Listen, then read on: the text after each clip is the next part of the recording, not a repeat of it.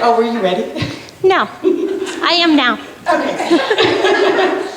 My name is Daphne. I am a grateful believer in Jesus Christ, and I am currently struggling with isolation, control, and burnout. March 16th was day one for me. It was the first day of no school. It was the day that my summer started way too early. It was the first day that things got real and there was going to be a quarantine. It was the first day that everything was canceled and I had nothing to do, well, except babysit. But that was nothing new to me. Let me tell you about the last 131 days for me. It all started when my daycare It all started with my daycare kids showing up a week early, a week before spring break. That's okay, I can deal with this. It will only be for a couple weeks. Then April 6th came, and the kids were going to do online schooling. That's okay, I can deal with this. Teaching 5 to 6 kids daily, helping with their assignments, keeping everyone quiet when they were on Zoom meetings with their teachers, and making sure that they were all fed on time. That's okay, I can deal with this. The next 6 weeks consisted of kids, schoolwork, fighting, arguments, boredom, and hearing I'm hungry or thirsty at least every 5 minutes. That's okay, I can still deal with this. To me, this was nothing new. I always had a house full of kids, and I was getting interaction with other adults when the parents did drop-off and pickups. The only thing missing was church and CR. I had been so wrapped up in the kids and school and cleaning and breathing that I forgot the reason why I was breathing. Then we moved CR and Celebration Place and church to online. That's okay, I can deal with this. It was amazing to see my church family, even though it was through a screen. I was taking notes and commenting and completely engaged. I became a robot, only doing because I had to. I was needed. That's okay, I can deal with this, was my way of making it through each day. What I forgot to focus on was my recovery while being isolated. Even though I was spending so much time with others, I was still isolated from contact, from hugs, from in-person fellowship. You see, isolation was a coping mechanism for my youth, and I had slowly been reverting back to it. I had talked to my CR family and my sponsor and kept saying that everything was fine. I'm tired, but I'm fine. It's okay, I can deal with this. I was talking to people, but not the right person. I knew the signs of burnout. It had happened before, so even though I knew the signs, I wasn't paying attention. I was determined to do what I needed to do daily, and nothing else mattered. I repeated it to myself daily, no matter what happened. That's okay, I can deal with this. I finally hit a day where I was so angry, I was yelling for no reason. All I wanted to do was sleep, and nothing could calm the storm that I felt wanting to break free. It's not okay, I can't deal with this, but God can. I immediately hit my knees. I knew what had been missing, and I knew what I had to do. I needed time with God. God had been missing. I had isolated myself from God. And so after a long talk with God, my husband, and children, I left town on June 10th to visit my husband in Craig, Colorado, where he was working. I then spent the next 2 weeks closed off. I talked to very few people, stayed off social media for the most part, and focused all my attention on God and what He wanted for me. I wasn't sure what His plan was for me for the future, or what I was going to do, or even if I was going to come home. At this point, I really had no plan at all. I knew I had things to do at home and promises that I made and a wedding to attend, but that was I and not He. Focusing on God daily, spending time in the Word, giving Him my first and last each day, and I had finally shut up long enough to listen to what He was saying. I could not deal with this on my own. I needed help, and God was just waiting for me. The morning of June 11th, I thought I was going to sleep the day away in my own self-pity while my husband was at work. God had other plans. I reached into my book bag that I had taken, because obviously sleeping was not on the agenda. Life's Healing Choices was the book that I grabbed. On page 1, the chapter was called Finding Freedom. Freedom, what was that? Why do I need it? Freedom from what? Wish I could tell you all about it, but you'll have to read the book. And I lost my place. I then realized that God just needed me to slow down and listen. I admitted my need and realized that I'm not God and my life is completely unmanageable and that I need help. Psalms 37:5 says, "Commit everything you do to the Lord, trust him and he will help you." Trust. Isn't that something I tell myself every night before I go to bed? My life verse, Proverbs 3:5 and 6, duh. Trust in the Lord with all your heart. Do not depend on your own understanding. Seek his will in all you do, and he will show you which path to take. Jesus is my calm in the storm. He was there to help guide me. Obviously, I returned home to all my commitments, but with a newfound freedom and knowing that it's not always okay. And sometimes I can't deal with things. I need help. I need Christ to help me. To the newcomers, you are welcome here. You just gained yourself a very large family that will be there, listen, hug you when you don't want it, sometimes be all up in your business, but will love you no matter what you have done or what you do. Behave yourselves, girls. Thank you for letting me share. And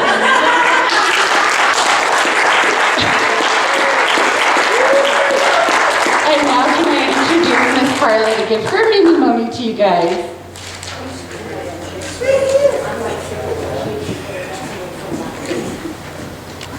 I'll do this again. I'm a grateful believer that has struggled. I had it written. Okay, hello. I'm a grateful believer that has successfully struggled with sexual addiction, alcohol, depression, and my name is Carla. I miss that so much. Okay, I'm going to preface this with, I wrote this on vacation the first week that I could turn off my brain since COVID started, so no guarantees. Okay. These past few months have been hard as the whole world struggles with something we truly can't control. As a healthcare worker, I had an inside look, big surprise, I'm a healthcare worker, inside look of COVID-19, and its impact has been in my face daily. While others worked from home or were sadly laid off or quarantined for a few months, I commuted to work and have been wearing a mask daily. I was sent home at one point for symptom watch, but even with a negative test and no actual symptoms, I was told to stay home for a total of 10 days. Even though this was mandatory by my company, I was forced to use my PTO. As with the rest of the world, day-to-day life has changed and is still not back to normal. Policy changes happen weekly, daily, or even hourly at work. Shopping can be treacherous, traveling confusing, and visiting family can be questionable at times. Whether someone believes this is a real threat or a conspiracy, life has changed for the entire planet, and each one of us is somehow affected. As for me, recovery has become simply a way of living, and for the first time facing a world pandemic, I feel like I handled it with some grace. Being isolated from friends and normal church life has caused me to look at my faith a little differently. I realized for the first time in my adult life, I'm okay on my own. I still believe in a powerful God, still have a relationship with Jesus, and occasionally read my Bible and pray. I realized for the first time in my just kidding. The stress of work in an uncertain world did affect me. I did not always have that deep peace in my heart. I was afraid. I saw protests on TV and heard about people dying and wondered what my future would hold. I was grateful to have a job, but at any point could be faced with overwhelming numbers of sick people and faced with this new disease. Work was hard. We learned new things every day. Try teaching an 80-year-old who's never had a smartphone how to get on a Zoom meeting over the phone. Things changed every day, and the way we approached every single patient was different. We are short-staffed now, and our workload seems larger every day, but our support from corporations seems to be a little bit less. My boss just got fired yesterday. People are quitting left and right. We have lost 3 doctors just in the last 6 months. We are struggling hardcore. I see my coworkers come to work regularly crying. But there's something different about me. I didn't call my sponsor for a couple months, and I tried to just stay functioning. There were good things God was showing me in my heart and good things in our world as humanity stood up for itself and for each other. But the bad sometimes seemed louder. I had this strange emotion of feeling proud of my fellow man and afraid of them at the same time. I had never felt this kind of confusion before. Finally, I acknowledged the stress was getting to me and I needed extra help. Between anxiety medication from my new doctor and a remote connection with my CR sisters, I was able to get my feelings back under control. I was grateful that I never relapsed or was faced with too much temptation, but I know this time has shown me new struggles and fears. I have identified them and talked to my God and my forever family about them. This is the process of recovery. Seeing your fears, triggers, and vulnerabilities, and letting God help you work through them without developing a new unhealthy habit or coping skill. The Serenity Prayer has been daily on my mind, and I find myself praying it as I drive to work. I need to accept the things I cannot change. This pandemic, my job.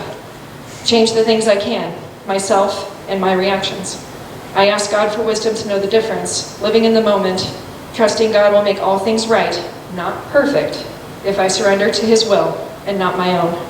I can get through this, and I pray for my forever family as well. Hang in there, and thank you for letting me share. Next, we're going to hear. Hi, I'm a grateful believer in Jesus Christ who struggles successfully with an addiction to pain pills and methamphetamines and currently struggles with pride and self-doubt. My name is David. Hi, I am a grateful believer in Jesus Christ who struggles successfully with an addiction to heroin, pain pills, and methamphetamines. I currently struggle with self-doubt, self-worth, not feeling good enough, and I have recently stepped out of my denial to tell you I struggle with pride, and my name is Carrie.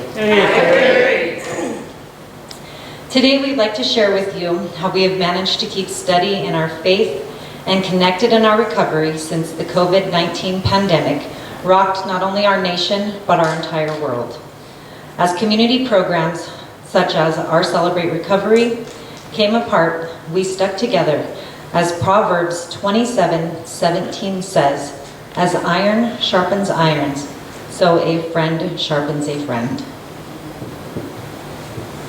When the pandemic really hit us within our home was when church closed, Celebrate Recovery closed. My business came to a screeching halt because my clients were afraid to have me in their homes. Carrie was sent home to work from home. The schools closed and homeschooling started, which I then became a full-time teacher.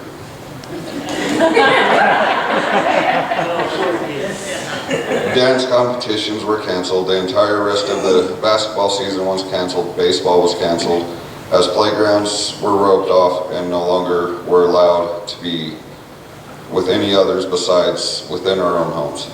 We felt fearful of the unknowing. There were these huge debates on wearing masks and what kind to wear, as conspiracy theories flew on Facebook and social media. Our family felt more fear as a dear friend of ours was enduring a daily battle to save her life, and our son had to have emergency surgery to remove his appendix. All of this anxiety built within me and within our family. One night I ran. I put on my earbuds and ran, and listened and sang and praised and worshiped God. Before I knew it, I was crying in the park, yelling at God, "Your will is my will." As Psalm 48 states, "I desire to do your will, my God. Your law is within my heart." When I got home that night, David and the kids looked at me with concerned faces. David asked, "Do you feel better?" With a deep sigh of relief, I said, "I do." We quickly became reconnected to our Celebrate Recovery and church family. It was in a new way. A Rock Springs men gathering started once per week.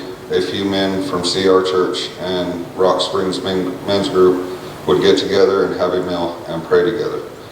It started small but has grown in numbers as the governor's orders have loosened and lifted. As a family, we have been able to sit together on Sunday mornings, drink coffee in our PJs, and attend church from our living room. I was able to volunteer to lead a small group for CR over Zoom. I've been able to reach out by phone or text. Some people enjoyed this, while others called me and asked me, "Why do you keep texting?" I began to have a CR watch party at my home where we would join in small groups of 10 or less. We would embrace one another's company in worship, large group and small group. We were even lucky enough to have daycare provided by David himself. For me personally, I even got a daily devotional and still read it every morning as soon as I wake up. Our family continued to live life to its fullest. I began getting jobs again, and Carrie went back to work in the office. Our 3 boys started up a yard maintenance business, and man, did that keep me busy. All of the kids completed the school year and were passed on into the next year, the next grade. Thanks to all my amazing teaching skills. Okay, not really, but it was a combined effort as a family went hiking, fishing, and swimming.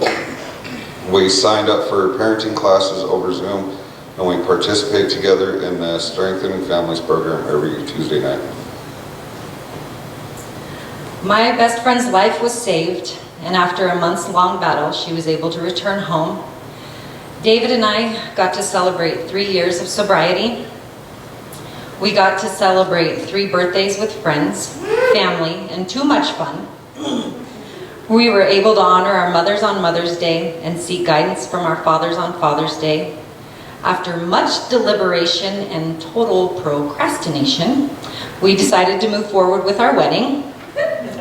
Never were we expecting such an outpour of love as precious family and friends came from hours away to 10 minutes away to support our union.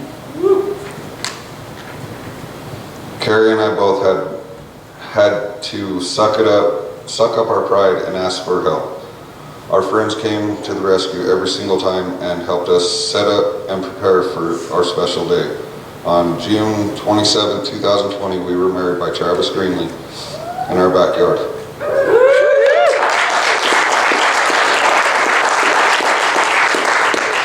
Our hearts are still bursting by each loving and beautiful member of our family and friends that were present.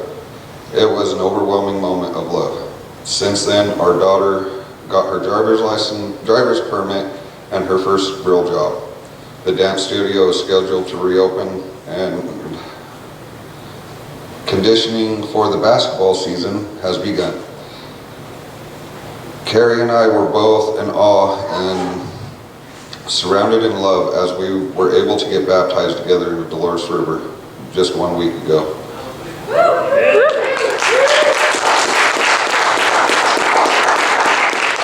This was one more step, one more confirmation to assist to our outward affection and trust in God.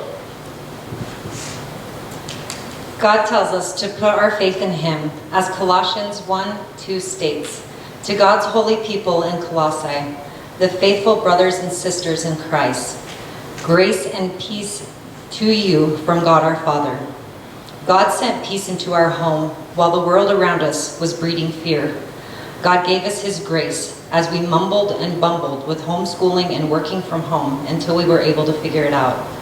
Psalm 3 tells us, trust in the Lord and do good, then you will live safely in the land and prosper. We chose to trust in God and all of His plans, not just for our own lives, but for the lives of others as well. In return, we've kept our jobs, lives were saved, we kept our home, we had food to eat, and our utilities were paid. We were blessed by God in the uniting of this family, our family. We have heard many people say that this year, 2020, with COVID and a worldwide crisis, has been the worst year ever. For our family, it has been the best year ever. As we stand here on the stage, we are forever thankful for our forever family here at Celebrate Recovery. The love and support from this family is why we stand here today in steadfast faith. To any newcomers, we would like to say welcome home. You have found a place of hope and healing. Please come back. If we can leave you with one more scripture to have and to hold onto, it would be Psalm 37:4. Delight yourself in the Lord, and He will give you the desires of your heart. Thank you. Thank you.